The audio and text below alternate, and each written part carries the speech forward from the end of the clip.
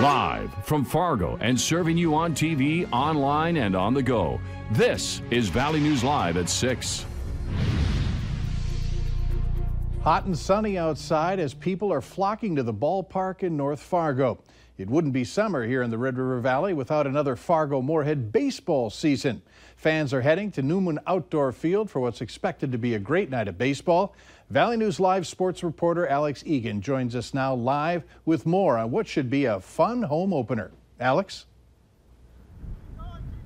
Hey, good evening, Mike. What should be fun is not a lot of fun right now because that is the tarp going onto the infield. We are expecting a little bit of rain to pass over Newman Outdoor Field here as they get set for the home opener here against the Lincoln Salt Dogs.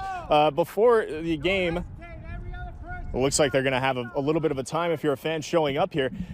You can download a new app that the Red Hawks have. It is by Bleacher. You just have to search Red Hawks Baseball in the App Store, and you can download the app. It's got all kinds of new features, and you can use it on the new Wi-Fi system that they have installed here for the fans to get. And as I say this, I'm starting to get hit with a few raindrops, so how's that for timing? I'm going to have a discussion with the Storm team about ruining opening day for me because we're not supposed to get rain on opening day.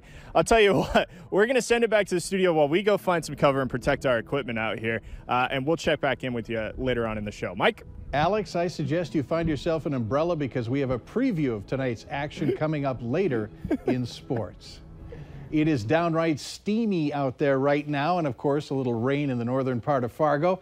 Should be nice for a little baseball later on. Let's find out from Hutch what we should expect. Hutch? Yeah, after highs record setting once again in the 90s up and down the valley, a little bit of rain to cool things off. Pretty nice, so hopefully Alex will be okay after the few raindrops that'll be falling through the FM area. The stronger storms down in southern Minnesota toward the Twin Cities, where we've had large hail reports, even a land spout in south central parts of the state. Here in the FM area, notice that we are seeing some heavier rain showers pushing into the northern and western reaches of the FM area. As we take a look at this faint green line right here out ahead of it, that's a gust front. When that blew through, our temperature dropped a few degrees, so a little refreshing cool. Brief heavy rain that might last upwards of 15 minutes, and it's possible that we could see a few lightning strikes with our thunder showers here in the FM area as well. The stronger cell up near the Hillsboro area is moving east at about 25 to 30 miles per hour, could contain some half-inch diameter hail. Northwest Minnesota seeing a few thunder showers once again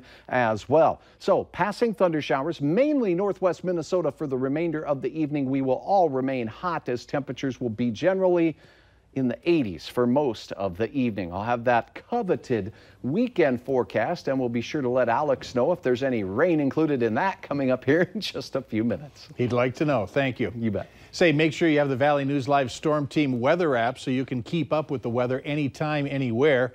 You'll get the latest forecasts and conditions so you can plan your day. Just search VNL Weather in the App Store and download it for free. A man accused of killing a Moorhead woman and setting her house on fire has been found guilty. Justin Critt was found guilty in Clay County District Court today on charges of second-degree murder and first-degree arson. The incident happened back in June of 2016 in Moorhead in a neighborhood between MSUM and Concordia. The victim was 49-year-old Melissa Wilcoxon. An autopsy shows that she was dead before the body burned in the fire. Critt was charged after Wilcoxon's blood was found on his shirt. A sentencing date has been set for July 9th. Traffic was slowed along a stretch of I-94 as fire crews dealt with a semi that went up in flames today. It happened just before 2 this afternoon in the westbound lane near Rothsay, Minnesota. The trailer of the semi was a total loss. Drivers had to ease up on the gas while that area was cleared. No one was hurt. No word yet on what caused that fire. We have new information tonight on the death investigation of a 5-month-old baby in Grand Forks. Police there say the injuries the child suffered are outside the norm, and investigators are trying to determine whether the 5-month-old Brindley Reimers, the injuries were accidental or intentional. Grand Forks County Social Services notified police about her injuries after a caregiver brought Brindley to Altru Hospital on Monday. She was airlifted to Sanford and Fargo, where she later died. A Hankinson, North Dakota man is dead after being thrown from his motorcycle while not wearing a helmet. It happened last night on Highway 11 near Lidgerwood. Authorities say the motorcyclist was trying to take a right curve and went into the ditch where he rolled. He was pronounced dead at the scene. The man's name has not been released. As you're out having some fun in the sun this holiday weekend, you're going to want to keep you and your family protected out in the heat. With temps close to the 90s, Valley News Team's crime and safety reporter Bailey Hurley tells us the important things to watch out for in order to stay safe. 91 degrees.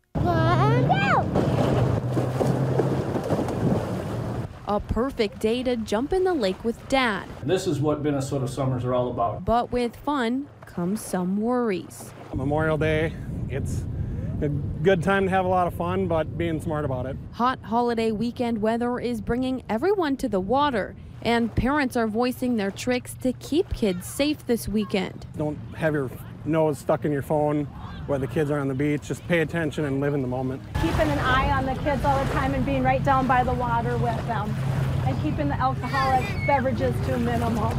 And with lots of people out, a lot of boats are too. Just to keep them near and make sure that they don't go out way too far from the boat. I think that's the biggest thing, because there's people that'll fly by on their boats, really fast and not even see a kid sitting there. Keep your head on a swivel, watching what other people are doing, watching what you're doing.